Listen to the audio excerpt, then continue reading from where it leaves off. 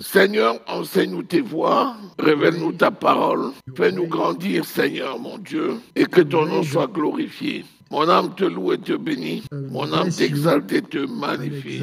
Dans le nom précieux du Seigneur Jésus, nous avons prié. Amen. Nous allons juste voir les éléments de la nouvelle alliance. La nouvelle alliance par rapport à l'ancienne alliance, qui est basée sur des meilleures promesses, sur des promesses parfaites. L'ancienne alliance, elle aussi, elle était bonne, mais elle était imparfaite. Si la nouvelle alliance est parfaite, c'est parce que nous avons la grâce d'être le temple du Saint-Esprit. Ainsi, tous les éléments de la nouvelle alliance deviennent une réalité dans notre vie par le Saint-Esprit qui vit en nous. Et lorsqu'on a une bonne compréhension de la nouvelle alliance, on va mener une vie heureuse sur terre. Une vie heureuse sur terre. L'enjeu, c'est la qualité de notre vie sur terre. Parce que la vie avec Christ dans son royaume, c'est une vie parfaite. Sauf que la qualité de ta vie sur terre est le reflet de ta position dans le royaume de Dieu. Si tu as une vie pleine et accomplie en Christ sur la terre, si tu es heureux dans ton activité sur la terre, ça détermine ton positionnement dans le royaume de Dieu. L'enjeu dans le royaume de Dieu, c'est la position de ta place. Dans le royaume de Dieu, il y a un enjeu majeur. C'est où est-ce que tu es positionné autour du trône de la grâce. Et notre relation avec Dieu sur la terre,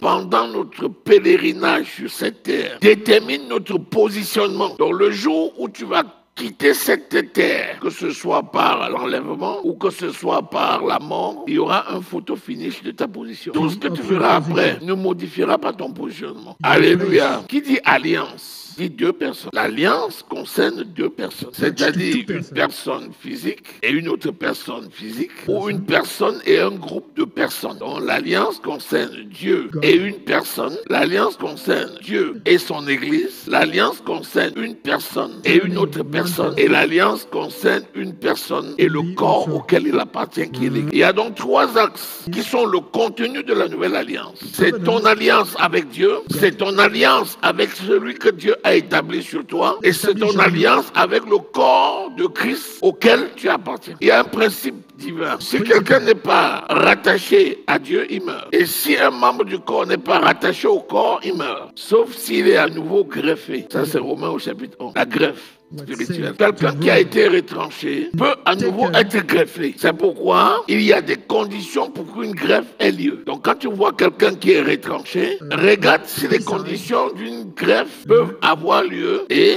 la greffe aura lieu. Alléluia. Hébreux chapitre 8, versets 6 à 10. Écoutez-moi bien. Jésus, notre Seigneur, est venu sur cette terre pour une mission. Il est venu apporter par la grâce la qualification pour le salut. C'est en ça qu'il dit qu'il est le chemin, la vérité et la vie. Nul ne vient dans le royaume du Père sans passer par lui. Ça veut dire que quand tu nais de nouveau, tu es encore dans ce monde, tu n'es pas encore dans le royaume, tu n'es pas encore établi. C'est pour ça qu'il nous garantit, en nous donnant le Saint-Esprit, comme gage, nous sommes gagés. C'est-à-dire, il nous a scellés de son sceau pour nous permettre jusqu'à la fin. Donc Jésus est donc le médiateur. Il n'y a pas un autre médiateur. Son sacerdoce est intransmissible. Il est le médiateur de la nouvelle alliance. S'il est le médiateur, c'est-à-dire le chemin par lequel nous allons passer de l'ancienne alliance à la nouvelle alliance. Il est le chemin qui nous fait transiter pour entrer dans la nouvelle alliance. Donc nous sommes en alliance avec Dieu le Père par Jésus notre Seigneur. Alléluia. Lisons à partir du verset 6. Vous voyez, il est le médiateur d'une alliance plus excellente que l'ancienne alliance, établie sur des meilleures promesses que les anciennes. Donc Jésus étant le médiateur, il est donc pour nous le modèle par excellence qui nous fait voir déjà le royaume de Dieu. Celui qui me voit a vu le Père. Alléluia. Donc le jour où il leur parle de la venue de l'alliance nouvelle, c'était un blâme par rapport à l'alliance ancienne qui malheureusement n'était pas parfaite. Vous voyez, dans l'ancienne alliance, ils n'ont pas persévéré dans mon alliance. Et moi aussi, je ne me suis pas soucié d'eux parce que j'ai pris le soin moi-même de les conduire quand je les ai sortis d'Égypte. Et ils ont refusé en préférant quelqu'un d'autre. Donc, ils n'ont pas persévéré. Bien. après ce jour, que tout est accompli. Premièrement, je mettrai ma parole dans notre esprit, c'est parce que le Saint-Esprit habite notre esprit. Deuxième chose, je mettrai ma parole dans leur cœur. Si tu lis une autre version, il a dit, je mettrai ma parole dans leur intelligence. Il parlait ainsi de l'âme. Puis je mettrai ma parole dans leur esprit. L'homme en 3 dimensions. C'est-à-dire, je vais débarquer.